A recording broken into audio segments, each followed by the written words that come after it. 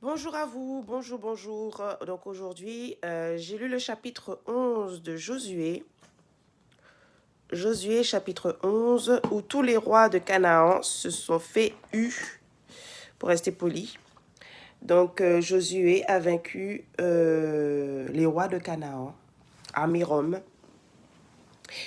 Et c'était très... voilà, c'est un chapitre qui est tout aussi difficile que les autres, puisque quand une personne, comment dire, euh, si jamais une personne, par exemple, qui n'a pas l'habitude de lire la Bible ou qui n'a pas encore compris ce que Dieu veut faire dans sa vie, lit ce chapitre-là par hasard, il va dire, mais ce Dieu-là, il est cruel quand même, hein. Pourquoi il permet que son peuple élu, là, soi-disant élu, il tue? Soi-disant, Dieu est amour, oui, Dieu est amour. Dieu est amour, Dieu est amour, oui. Euh, Il est amour, mais il faut savoir, et moi j'aime à penser que, et c'est ce qu'il avait dit à Moïse, que les peuples du pays de Canaan et tout ça, de la terre promise, ne veulent pas se convertir. Et j'aime à penser, c'est ce que le Seigneur a dit à Moïse, que le peuple de la terre promise ne veut pas se convertir. Et donc comme ils ne le veulent pas, il va tous les éliminer pour faire installer son peuple élu. Et donc, c'est ce qui s'est passé. Malheureusement, Moïse n'a pas pu voir le pays, la terre promise, puisqu'il avait désobéi à Dieu. Et donc, Dieu lui a dit, tu ne verras pas la terre promise, tu mourras avant. Et donc, Moïse a désigné Josué, par la grâce de Dieu, a désigné Josué comme étant son digne successeur pour l'œuvre de Dieu, ce que Dieu veut accomplir avec son peuple. Et donc, le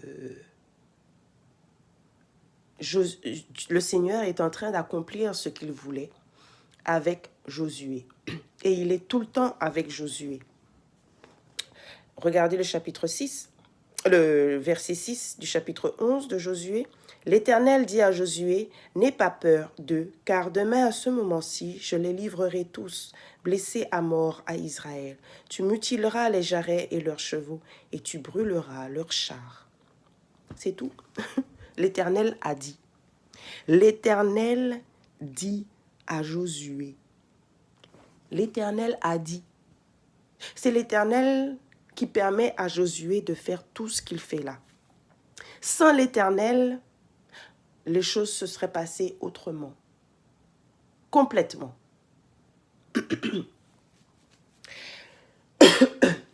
Les rois de Canaan ont été vaincus par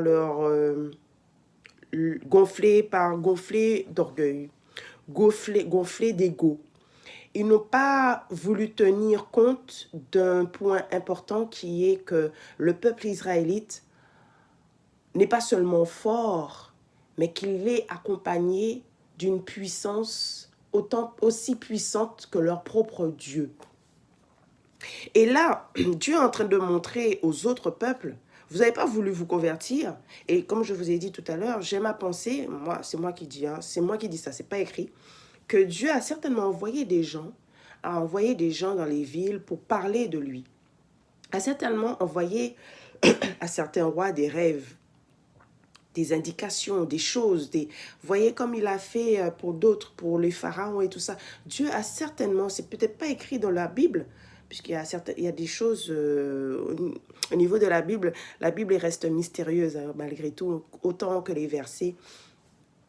Mais il y a des choses qui ne sont peut-être pas dites, mais qui ont certainement été faites. Et Dieu, voyant cela, le Seigneur, voyant cela, s'est dit, mais c'est impossible. Ils veulent rester dans leur ignorance. Soit ça réveille. Soit ça réveille. Eh ben, ouais, ben, restez dans votre truc. Moi-même, personnellement, je vais faire ce que j'ai à faire avec Monsieur Josué. Et ça arrive les autres, en fait. Donc, alors, je sais pas si vous comprenez le créole. Moi, je suis guadeloupéenne, hein, donc je parle comme ça vient. Comme mon âme me dit de parler, je parle comme ça. Voilà. Donc, ça arrive les autres, ça veut dire, ben, c'est tant pis pour vous. Voilà. En français, c'est tant pis pour vous. Et les rois sont restés gonflés d'ego et d'orgueil. A contrario, il y a Rahab, cette prostituée, qui est le premier témoin, la première personne dont on parle, qui fait partie de ce peuple qui ne souhaite pas se convertir et qui a cette opportunité de sauver sa vie en cachant des espions israélites envoyés par Josué pour voir un petit peu comment ça se dégoupille dans à Jéricho. Et cette femme a caché ces Israélites et elle leur dit, j'ai entendu ce que votre Dieu a fait pour vous. Alors, c'est peut-être pas textuellement, hein, mais elle a indiqué avoir entendu des choses qui se sont passées dans le désert, des choses qui se sont passées à l'entrée de du pays de Canaan, que Dieu aurait fait pour eux. Et donc, pour se sauver, elle, et pour sauver sa famille, elle a décidé de les aider. En leur promettant, en leur demandant de promettre qu'elle sera sauvée. Ce qu'il y a à retenir là-dedans, c'est que Rahab s'est rangée du côté de Dieu pour être sauvée. De la même manière que vous qui regardez cette vidéo, que vous soyez croyant ou pas, si vous vous rangez du côté de Dieu, vous serez sauvés. Votre vie sera tout autre. Votre vie sera beaucoup plus joyeuse, malgré tout ce qui se passe autour de nous actuellement. Et il se passe beaucoup de choses et beaucoup trop de choses. Pour nous, êtres humains qui sommes conscients du bien et du mal, il y a énormément de choses et il faut se parer. Et Dieu, il est là pour faire tampon avec tout ça. Dieu est là. Et donc, Rahab, elle a choisi Dieu. Elle a choisi d'être du côté de Dieu. Et donc, sa vie et sa famille, la vie de sa famille a été sauvée parce qu'elle s'est rangée du côté de Dieu. Ensuite, il y a eu la Vildaï, qui n'a rien compris, qui a décidé de faire la guerre. Ils ont eu la Vildaï d'une manière tellement facile que, voilà, un autre exemple encore de la puissance du Seigneur. Il y a une autre ville, Gabaon, la ville de Gabaon, qui s'est dit, attention, nous, on ne va pas faire comme les autres parce qu'on tient à notre vie. Voilà, on tient à nos enfants, on tient à notre famille, on tient à notre vie. On voit bien que les Israélites, quand même, ils sont forts. Ils ont pris la ville de Jéricho, ils ont pris la ville d'Aï. On va sauver notre vie. Et eux aussi, de la même manière que Rahab, mais cette fois-ci, c'est toute une ville s'est rangée du côté des Israélites. Et c'est très beau ce qui est en train de se dire là. Ce que je suis en train de voir un petit peu le truc, c'est que ça a commencé par une personne, Rahab, pour ensuite venir avec toute une ville qui s'est rangée du côté des Israélites, qui se sont rangés du côté de Dieu. Mais il y a toujours des personnes, des gens ou des villes, à la même mesure que les rois de Canaan, qui sont têtus et qui sont gonflés d'orgueil et d'ego et qui se disent « mais non, non, non, mais qu'est-ce que c'est que ce bordel nous, toi, vous, les Israélites, nous sommes plus nombreux, nous sommes des rois, ok? Nous, je ne comprends pas en fait. Alors nous, on va se rallier et on va vous pulvériser. » Non, non, non, monsieur. L'Éternel a dit à Josué, l'Éternel a dit à Josué que tu vas couper les jarrets, que demain, là, à la même heure, là, tu auras la victoire à Méron sur les rois israélites. Et c'est ce qui s'est passé. Ça a été cruel. Il ne restait plus rien de toutes les villes. Il ne restait plus rien. Josué a épargné certaines villes. Il en a brûlé d'autres. Et il ne restait plus rien du tout. Plus rien du tout. Il y a un verset, Josué les traita comme l'Éternel le lui avait dit. Il mutila les jarrets de leurs chevaux et brûla leurs chars. Moi-même. Donc, si avec ça, vous n'avez pas encore compris qu'il veut vous ranger du côté de Dieu pour sauver votre vie. Et quand je dis pour sauver votre vie, c'est pas il va vous donner de la richesse. Ça se peut, hein, ça se peut. Ça se peut. Ça se peut. C'est lui qui décide. C'est pas vous. C'est votre cœur, c'est votre âme qui est connectée directement avec Dieu qui décide. Dieu vous envoie des rêves, Dieu vous envoie des informations. Écoutez les signes, vérifiez les signes, regardez les signes.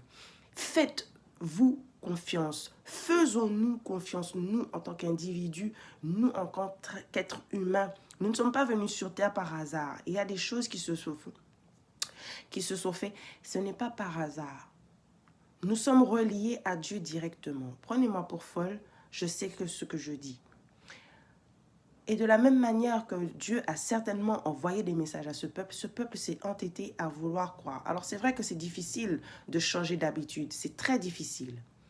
Et donc on est dans une lutte avec Dieu, on est en lutte. Il nous envoie quand on fait des choses, il nous permet d'avoir une seconde chance, mais des fois on ne les saisit pas les chances. Eh bien on continue à s'enfoncer jusqu'à ce qu'on on soit confronté à une situation où on se dit, mais Dieu, ouais, pourquoi tu as fait ça? Pourquoi tu as fait ça? Mais c'est pas Dieu qui a fait. Déjà, de un, c'est comme ça. De deux, tu as été têtu. De trois, tu comptes sur tes propres forces. L'Éternel a dit à Josué, tu vas gagner. L'Éternel a dit à Josué, tu vas gagner. C'est comme si l'Éternel nous parlait à nous-mêmes, tu vas gagner. Mais par contre, range-toi de mon côté. Range-toi de mon côté. Et quand il dit que tu vas gagner, c'est pas sans difficulté. Le peuple israélite, il a traversé le désert pendant 40 ans. 40 ans pour être façonné. 40 ans pour être purgé. 40 ans, mais malgré ça, bon, bref, il y a toujours des têtes machin. 40 ans pour être purgé. Dieu vous purge. Quand vous traversez une épreuve, c'est là, ce moment-là qu'il faut vous rapprocher encore plus de lui. Mais sachez que quand vous quittez l'Égypte, que vous traversez le désert, il y a beaucoup mieux qui arrive si vous restez à ses côtés. Ça arrivera rapidement, comme ça peut prendre du temps. Mais ce sera le temps de vous façonner, de façonner votre cœur, de façonner votre âme, de façonner vos prières, de façonner votre méditation de la Bible. Un petit peu comme moi je fais, de façonner, voilà, il ne faut pas juste lire la Bible, oui voilà j'ai fini, je ferme et voilà, terminé. Non, il faut s'imprégner de l'histoire. S'imprégner de l'histoire permet justement d'avoir une réflexion poussée et plus profonde. Ou quand vous lisez les histoires, vous vous rendez compte que voilà, Rahab était la première. Ensuite, il y a eu toute une ville. Quelque part, c'est comme dire que Dieu, il commence par une, puis ensuite, il influence d'autres.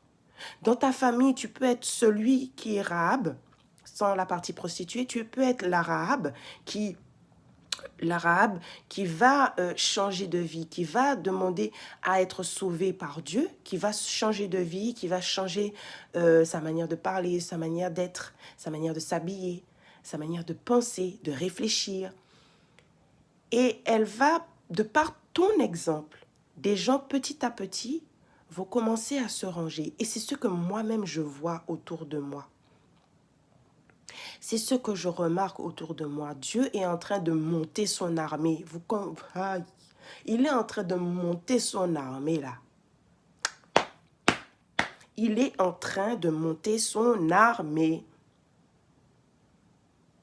Donc, de plus en plus, moi, témoignage, plus je prie, plus je médite la Bible, plus je suis amenée là. Par exemple, là, je suis amenée...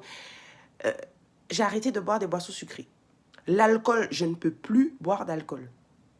Ça me donne mal à la tête, je ne peux plus boire d'alcool. Et ce n'est même pas pour dire que je buvais énormément. J'avais décidé, depuis que je suis devenue vraiment chrétienne, pratiquante chrétienne, j'avais décidé que j'allais boire une fois par semaine un petit alcool, voilà, une petite bière, ou lors du déjeuner, un digestif ou un apéro. Voilà, mais c'est une fois par semaine. Si je suis invitée quelque part, je bois une fois dans la semaine. Je ne vais pas boire le jeudi, puisque c'était le jeudi que j'avais décidé de m'octroyer ce petit plaisir.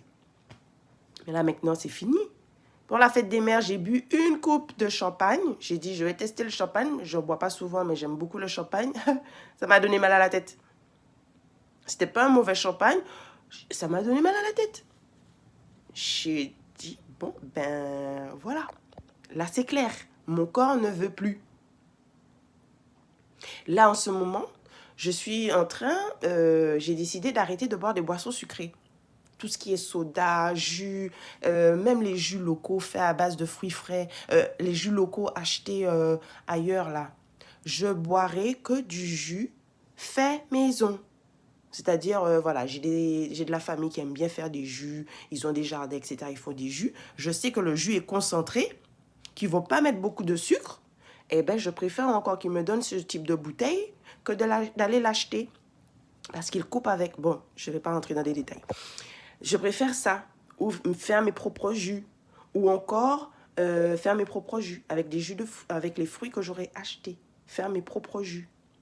Voilà. Les seuls sucres que je m'octroie, ce serait du miel. Le miel, le sucre des fruits mangés, ou le sucre des fruits où je rajouterais un petit peu de sucre dans le sucre de canne, rajouté dans du jus de fruits que j'aurais fait ou bien que ma famille aura fait. Bon, voilà, parenthèse fermée. Mais en fait, il y a une transformation qui est en train de se faire. Je suis en train de me transformer grâce à Dieu. Je suis en train de devenir une autre personne. Et quand je dis une autre personne, je ne suis pas hautaine parce qu'il demande l'humilité. Il faut être humble. Et c'est par votre exemple, par son exemple, par l'exemple que Dieu fait dans votre vie, que les gens vont commencer à comprendre et à voir ce qu'il fait pour vous. Et c'est de la même manière que quand il montre ce que le peuple israélite est capable de faire, il montre aux autres ce que, quand Dieu est avec vous, ce qu'il est capable, ce que vous êtes capable, vous serez capable de faire aussi. Dieu est avec vous. Donc, quand Dieu promet quelque chose, ce n'est pas des paroles en l'air, ça prendra du temps, peut-être, ou ça viendra tout de suite, peut-être. Mais c'est lui qui décide, c'est pas toi. Dieu, l'Éternel dit à Josué, l'Éternel a dit à Josué, tu vas gagner demain à la même heure. L'Éternel te dit à toi, à moi, demain, tu vas gagner à la même heure. Et quand il dit demain, c'est le temps de Dieu, c'est pas le temps des hommes. Le temps de Dieu n'est pas le temps des hommes. Restez proche de lui. Restez très proche de lui. Dieu est amour. Il va vous aimer inconditionnellement. Mais si vous ne vous rangez pas auprès de lui, vous persistez, ou par exemple, de la même manière, les personnes... Est-ce que j'ouvre ça? Est-ce que je parle de ça? Je vais en parler vite fait. Dernièrement, je ne sais plus où est-ce qu'on en a parlé. Ah oui, c'est un prêtre sur un réseau social qui en a parlé. Il a parlé des chrétiens, des catholiques chrétiens, qui vont à l'église, mais il n'y a pas de substance, il n'y a pas d'essence à l'intérieur d'eux, c'est vide. Ils le font, est-ce que par acquis de conscience ou par habitude ou par... On ne sait pas, mais intérieurement, au niveau de leur âme, est-ce qu'ils sont réellement habités par Dieu? Est-ce qu'ils sont habités par lui? Si vous n'êtes pas habité à l'intérieur de lui, mais votre vie ne va pas changer. Vous allez rester là, comme il a dit là, c'est pas le fait de prier qui va faire que il va vous entendre.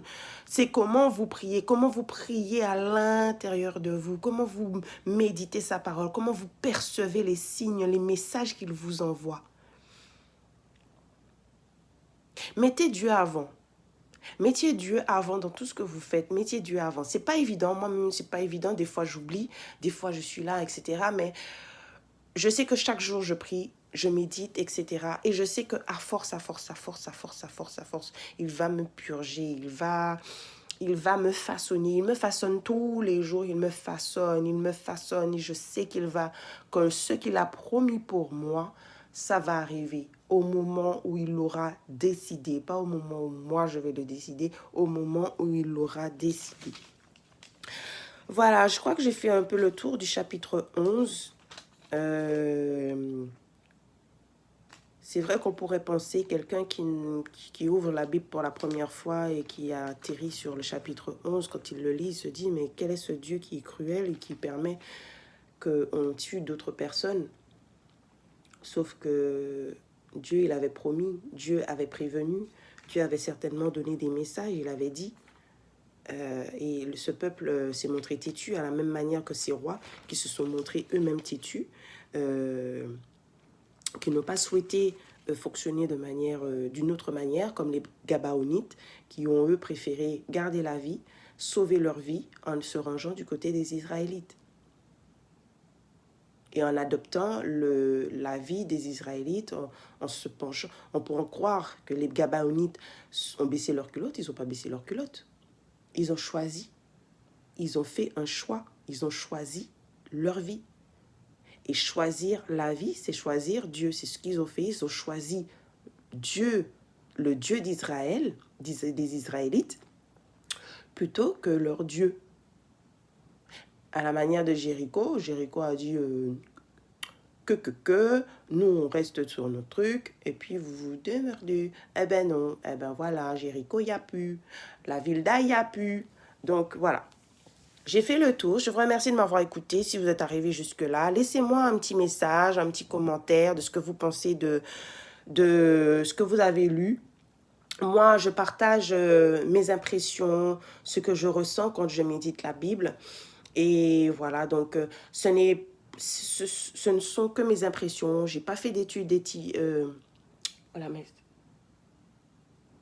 j'ai pas fait d'études bibliques. J'oublie le terme aussi. Je suis fatiguée. J'oublie le terme, comment ça s'appelle. Mais j'ai pas fait d'études bibliques. J'aurais bien aimé, hein, d'ailleurs. J'espère commencer un jour. Mais étymologie,